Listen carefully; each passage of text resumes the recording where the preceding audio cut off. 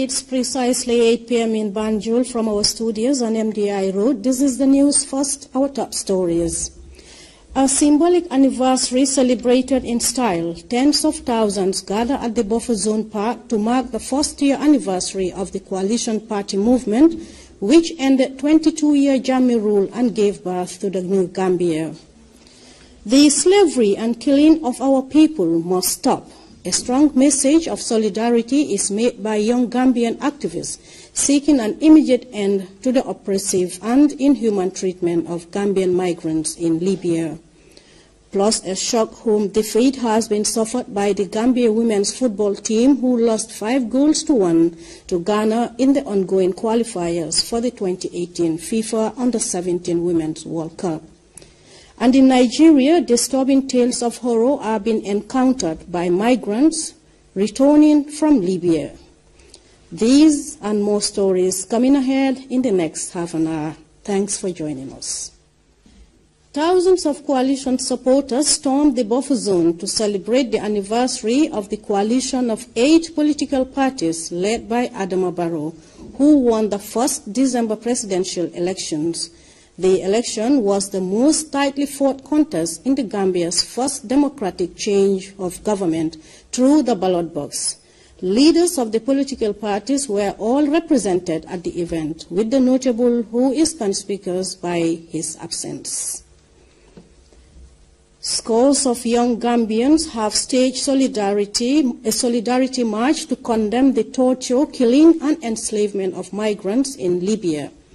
Participants marched from the Palmarima Junction to the African Center for Democracy and Human Rights Studies building in Senegambia, asking for an immediate halt to the carnage being meted on Gambians in the North African country. SSO reports. These youths and children today embark on a road walk to protest and condemn the torture, killing and enslavement of African migrants in Libya. Horrifying accounts of brutality and dehumanizing treatment of mainly black migrants in Libya heading to Europe has shocked the world in recent times. Criminal gangs operating in the highly unstable North African country often capture migrants and demand for ransom, which, if not settled, migrants are then sold in open slave markets. We are in a very strong way condemning what is happening in Libya. We are asking our government to do better. They are trying, all we want them to do better, because the slavery and killing of our people in Libya must stop. This event is meant to shine light on the open slave trade in Libya, which has been greeted with wholesale condemnation across the world.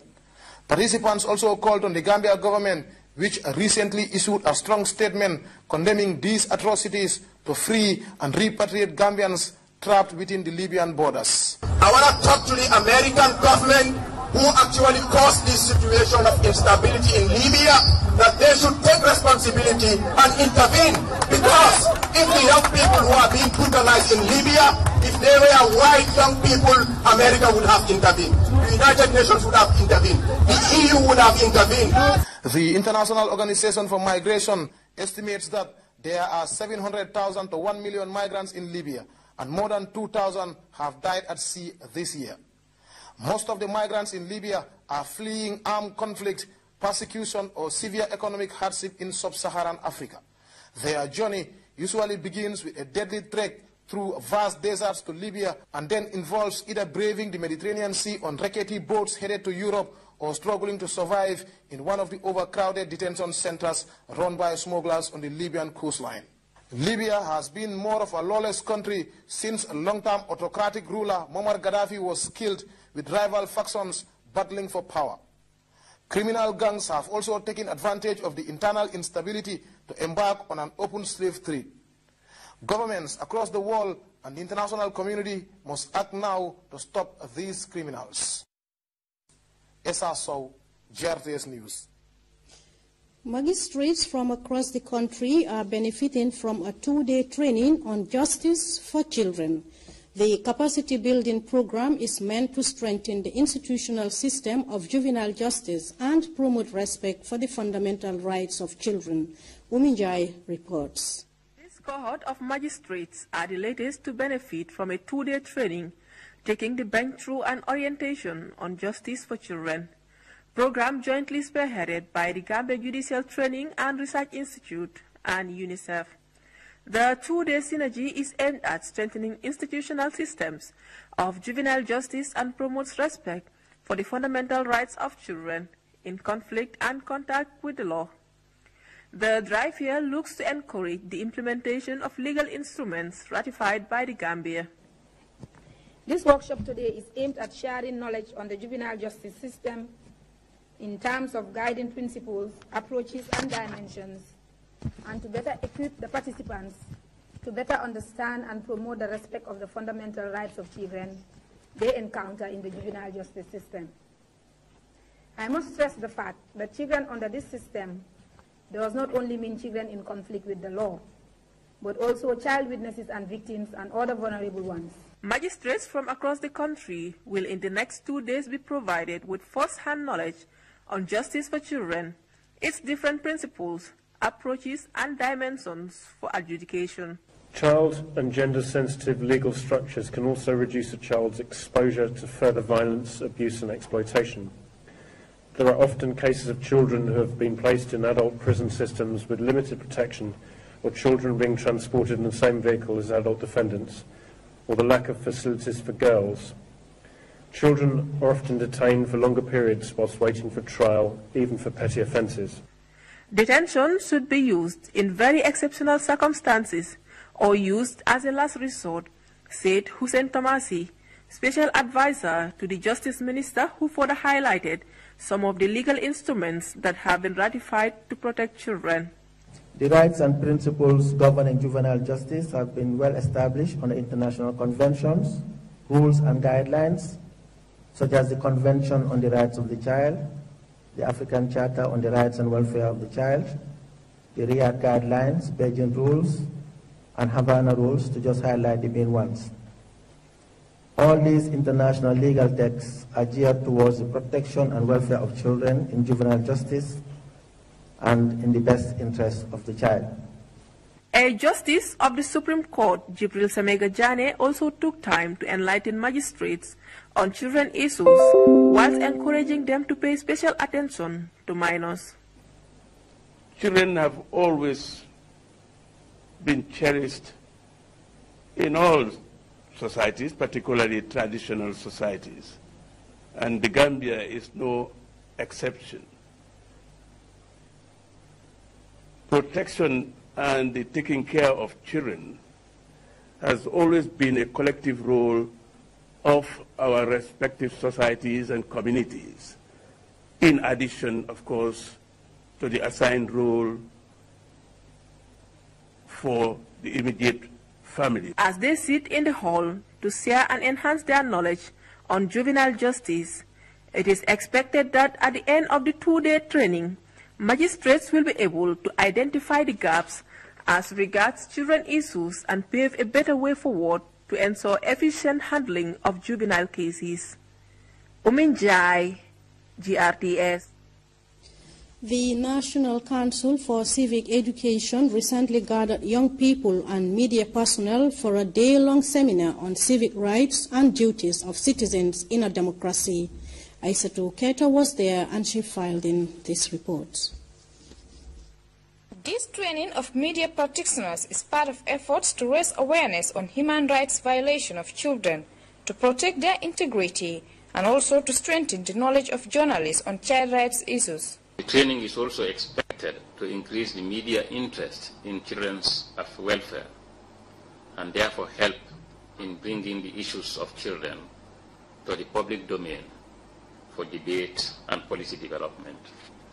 Consequently, the training will hopefully increase the protection of children through proper and ethical reporting of children's rights violations issues and greater participation of the public in children's affairs. The project, which was implemented in 2016, is aimed at contributing to the promotion of children's rights in the Gambia to ensure their rights are respected and fulfilled. With the support from the European Union and Action Aid, the Gambia, this project is here to empower child-focused organizations, especially in LRR, CRR, and URR. But we know that there is a link between the rural and the urban. And it is important that we also target some organizations that are within the greater Banjul area.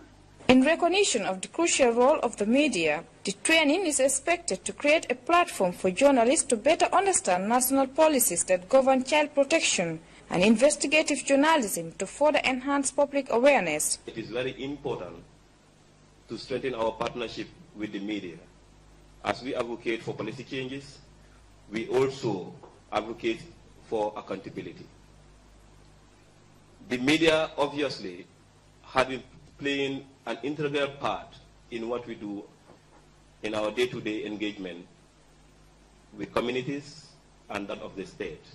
And I think, as Mr. Fay said, these 3 days is not about training, it's about interaction, it's about engaging, it's about sharing, and it's about discussing to create a common platform that we all drive through to make sure that what we all aim at the end of the day is realized. Child marriage, female genital mutilation, and child labor, among others, are human rights violation practices that are considered to have been the main factors that undermines efforts to promote sustainable development. Notwithstanding, such trainings are expected to have a positive impact on the society to respect the rights of children and generate responsibilities in empowering children to participate actively in the improvement of their social change and to ensure their protection is effectively and sustainably integrated in the key sectors.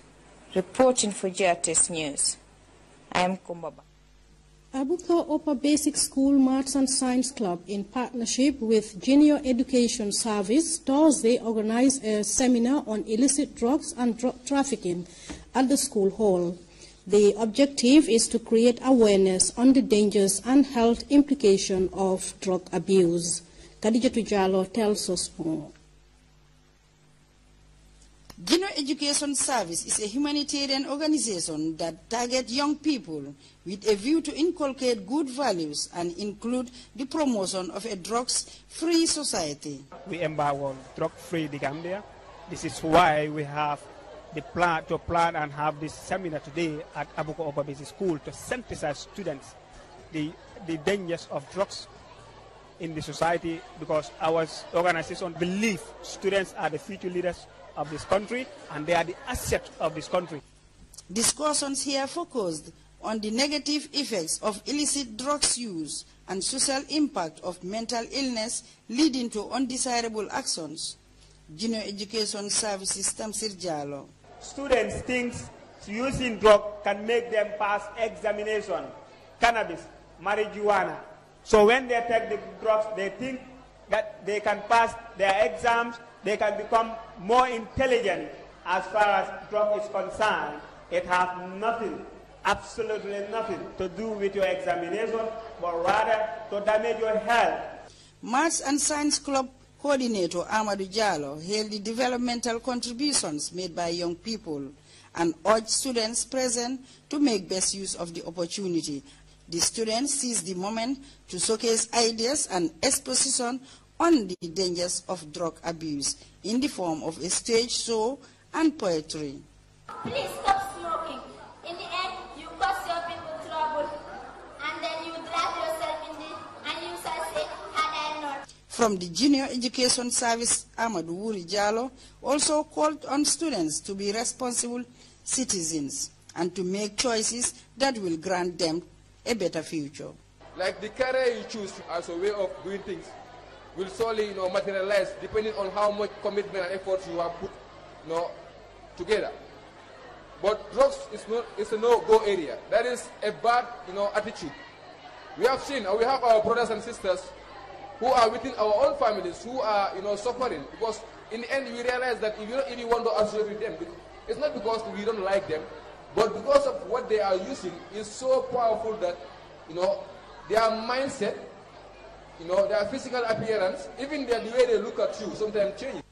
Their goal is to ensure a drug-free society, but the group believes concerted efforts are needed from parents, teachers, and society at large to realize this objective.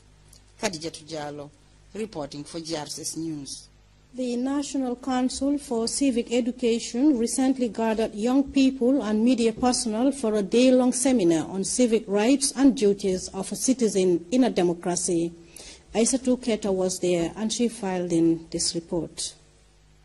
At the National Council for Civic Education, only one purpose matters: educating the Gambian populace to acquire civic knowledge, skills and values that are fundamental for effective and active participation in the democratic process. In exercising the legal mandate as a framework for its activities, the National Council for Civic Education has been enlightening the citizens to cultivate an environment of democratic continuity in the Gambia that will enable all citizens, irrespective of gender, age, religion, or political affiliation, to participate fully in the governance and development process of the country.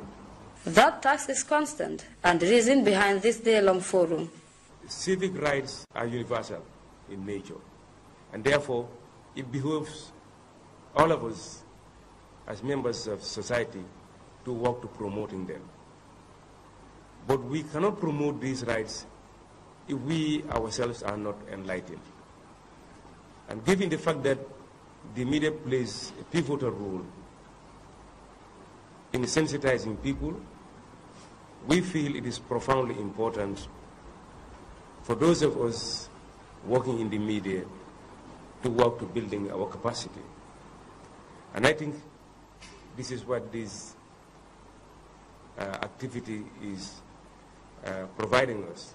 Gathering a cross-section of young people, the convergence on civic rights and duties of citizens in a democracy seeks to enhance the citizens' understanding of their civic rights and responsibilities. Fundamentally, we have a responsibility primarily to ensure that we support the effective functioning of security, justice, rule of law, and also instruments that deliver service to us.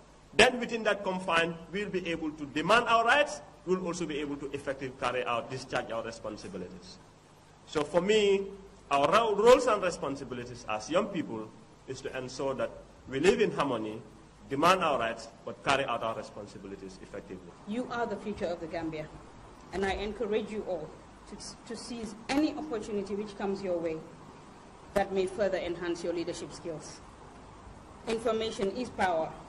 The fact that the NCCE considers the media, my ministry's natural partners, as a major stakeholder in addressing some of the illusions about democracy, rights and freedom in the context of New Gambia, unquote, means that the Council is committed to engaging all Gambians.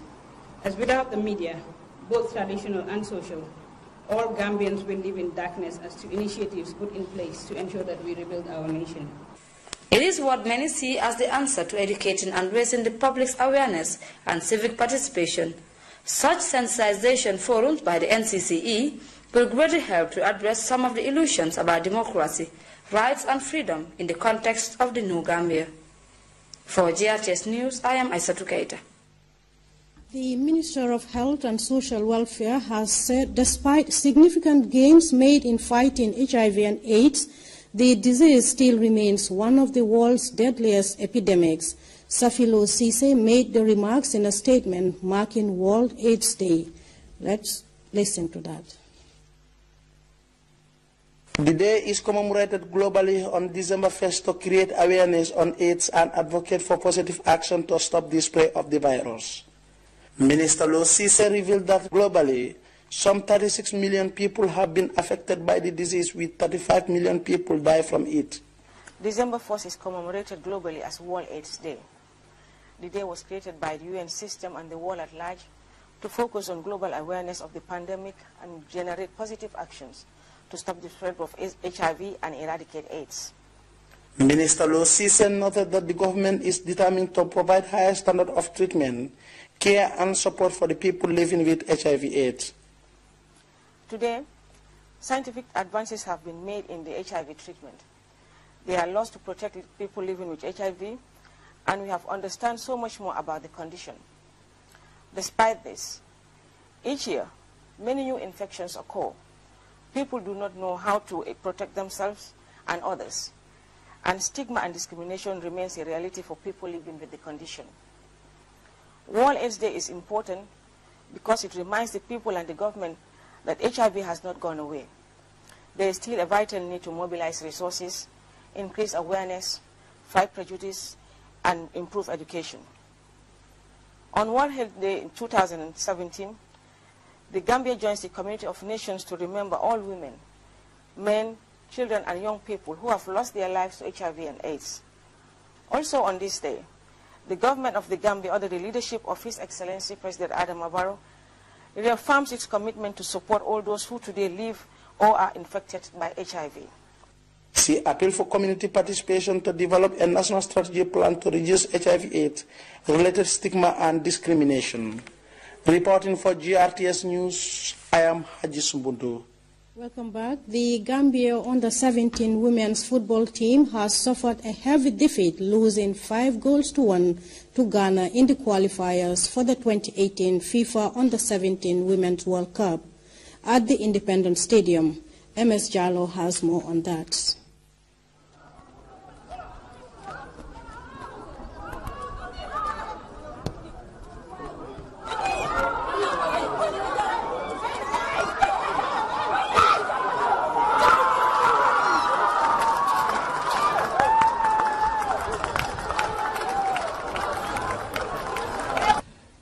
The Gambia's hopes of a second appearance at the FIFA Under-17 Women's World Cup has suffered a serious blow after the country's female Under-17 team suffered a heavy defeat against their equivalents from Ghana in the first leg of the first round of qualifiers for the FIFA Junior Championship to be held in Uruguay in 2018. The first leg, which was played here at the Independence Stadium earlier this evening, saw the Ghanaians score 4 goals in the first half.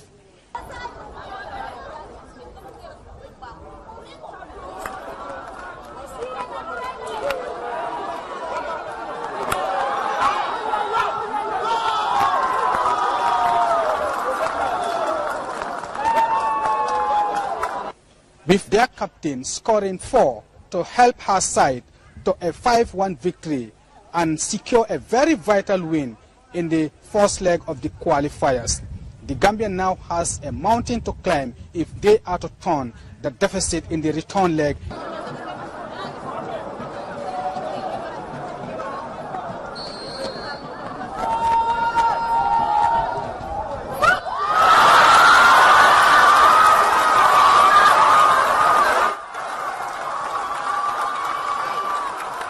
This was the reactions of the two coaches during the post-match press conference. I'm proud of my team. Why? Because we kept our ambition reasonable in the aspect of securing a victory. They were a better side during the course of the game. And we have conceded goals that we could have avoided. I mean, out of the 5 goals, probably we could have avoided 3 of them. Those were mistakes that we could have avoided that cost us the game. I mean, it really put the goalkeeper down. But I mean, these are inexperienced players. I think we learned a lot from the game. I mean, not that technically they are better than us to what I've observed, but we've made mistakes that they've capitalized and punished us, and the game was easy for them. Well, just to remind you, the final score here at the Independence Stadium in the first leg of the second round of qualifiers for the FIFA Under-17 Women's World Cup to be held in Uruguay in 2018 ended the Gambia 1, Ghana 5. That is the FIFA Junior World Cup qualifiers for the African continent. The return leg to be held in Accra in a fortnight time. Mohamed Jallo, GRTS Sports at the Independence Stadium. A fresh batch of 150 Nigerian migrants in Libya have arrived in Lagos. This brings the total number of Nigerians who have been flown back home from Libya in the month of November alone to 1,295. Some of the migrants have disturbing tales of horror and inhuman treatment. CGTN's DJ Badmus has more. No stop at the cargo tarmac of the international airport in Lagos. Inside this Libyan marked aircraft are the latest Nigerian returnees from Libya, 150 of them. Soon after the aircraft door is flung open, the migrants begin to disembark. Among them are women and children, but the majority are young men. They had all been in different detention camps in Libya. Most of them were picked up at sea while trying to cross the Mediterranean to Europe. They immediately go through immigration processes and then handed food. They all look distraught and clearly hungry. Virtually all of them, this would be their first real meal in months. Done with eating, some begin to narrate the hell that they have been through in Libya. We went through here there.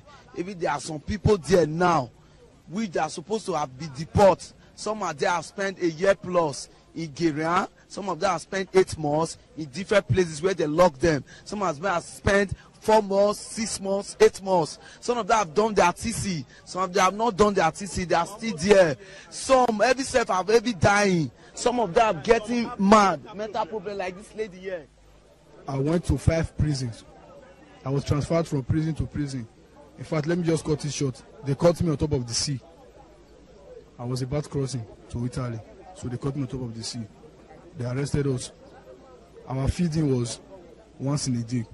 In fact, till now, since they caught me August, since then till now, I was eating once in a day, and till now I'm drinking salt water. If I open my body for you now, if I open inside oil, I believe you guys will run. Look at my hand. This is what they did to me. These people came to my house. I rented the house. I paid for the house. They came there and told me that they have a work. I'm a gas engineer.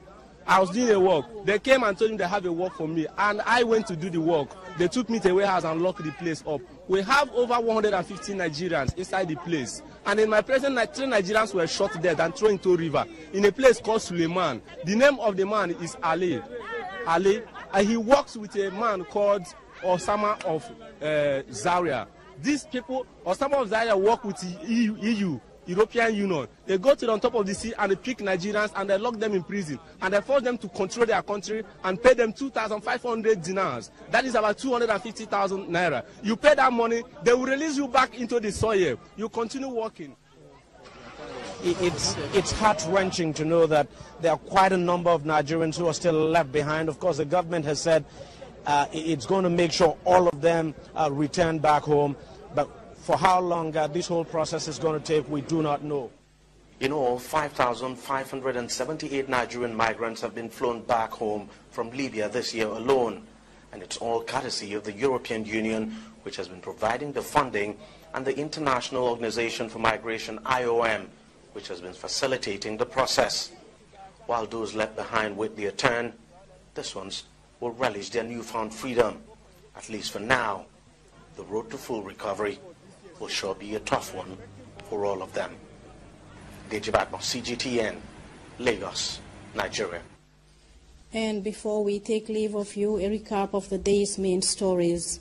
A symbolic anniversary celebrated in style. Tens of thousands have gathered at the Buffer Zone Park to mark the first centenary of the Coalition Party movement, which ended 22-year Jammeh rule and gave birth to the new Gambia. The slavery and killing of our people must stop. A strong message of solidarity has been expressed by young Gambian activists seeking an immediate end to the oppressive and inhuman treatment of Gambian migrants in Libya. Plus, a shock home defeat has been suffered by the Gambia women's football team, which lost 5-1 to Ghana in the ongoing qualifiers for the 2018 FIFA Under-17 Women's World Cup. And in Nigeria, disturbing tales of horror have been encountered by migrants returning from Libya. That was all in this edition of the news. Thanks for the pleasure of your company, and do join us again at 10 p.m. for another edition.